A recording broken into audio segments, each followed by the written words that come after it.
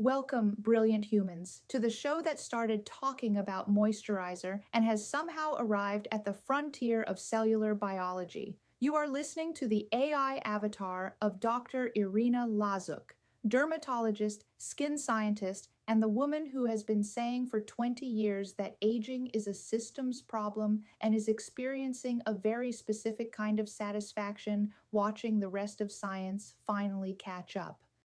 Dr. Lazuk is unavailable today because she is currently inside a cryogenic research facility outside of Stockholm, Sweden, having accepted what was described as a brief tour of a longevity research lab that has since turned into a full 5-day deep dive into mitochondrial function and cellular signaling.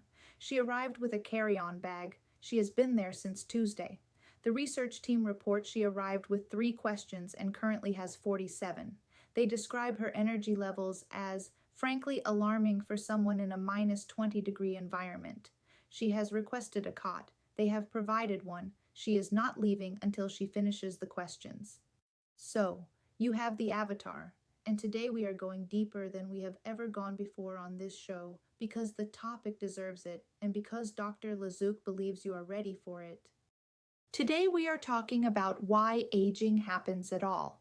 Not the surface version of that conversation, the actual biology, and more importantly, why everything the anti-aging industry has been doing for the last several decades has been answering the wrong question.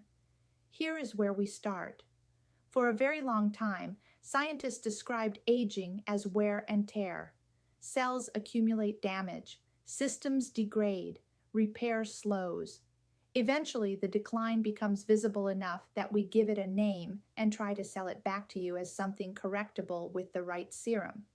The problem with the wear and tear model is that it does not fully explain what actually happens in biology.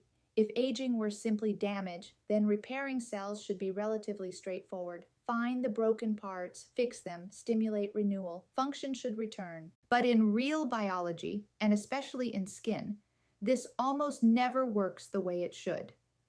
Stimulation produces diminishing returns. Repair becomes inconsistent. And the harder you push, the less resilient the tissue seems to become, which is the opposite of what the wear and tear model predicts. So, what is actually going on? Here is the discovery that changed everything, and it came from an unexpected direction. Modern epigenetics, the study of how genes are expressed rather than what genes exist, revealed something that fundamentally altered how scientists think about aging. Your DNA does not meaningfully change with age. The genetic blueprint remains largely intact. What changes is how that blueprint is read. Think of it this way. Imagine a vast library containing every instruction your cells have ever needed, every repair protocol, every regeneration program, every youthful behavior your skin was capable of in its best years. All of it is still in the library. Every book is still on the shelves. But someone has been quietly rearranging the filing system for decades under the influence of inflammation, oxidative stress, metabolic strain, and environmental pressure. And now the librarian cannot find anything. The books are there. The information is intact. The access is gone.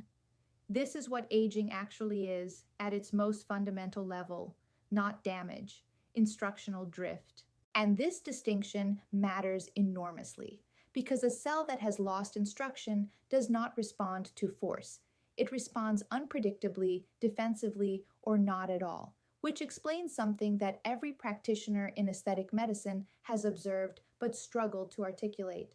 Why aggressive interventions fail in aging tissue, not because the tissue is incapable, but because it no longer understands the signal being sent.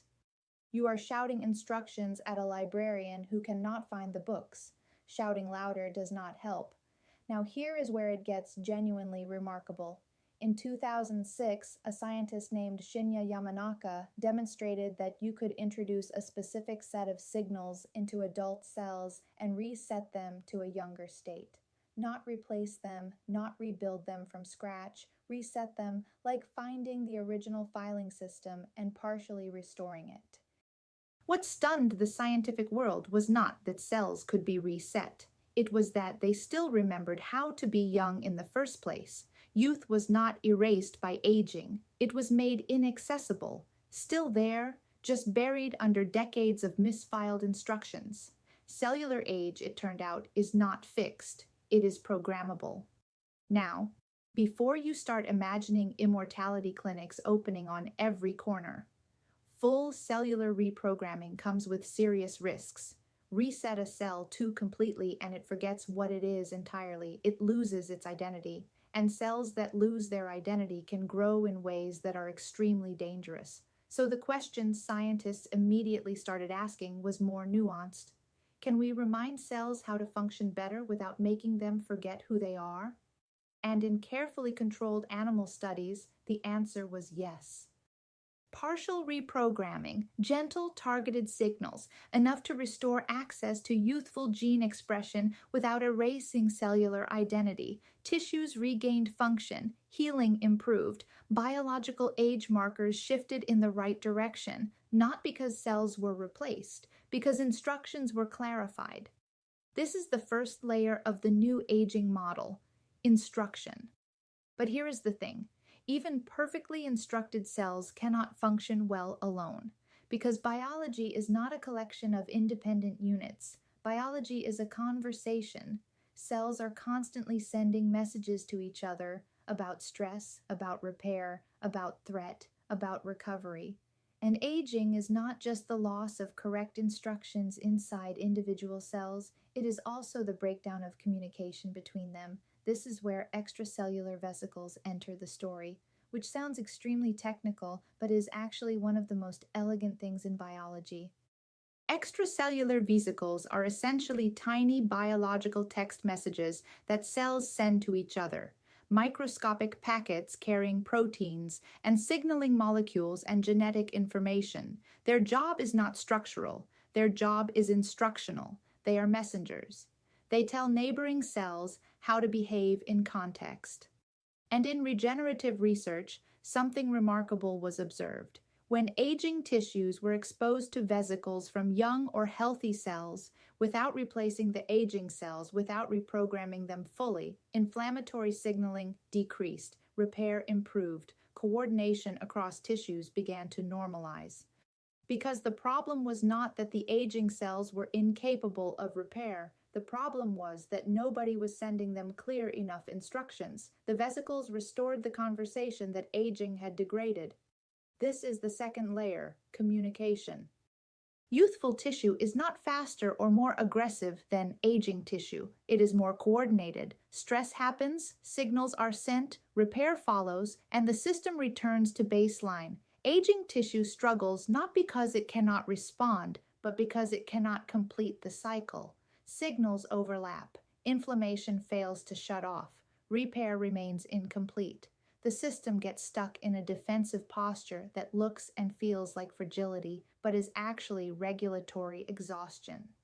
And this brings us to the third layer, which ties everything together, and which explains why even perfect instruction and clear communication still fail in certain conditions. Even the most elegant biological signals cannot propagate through a hostile environment.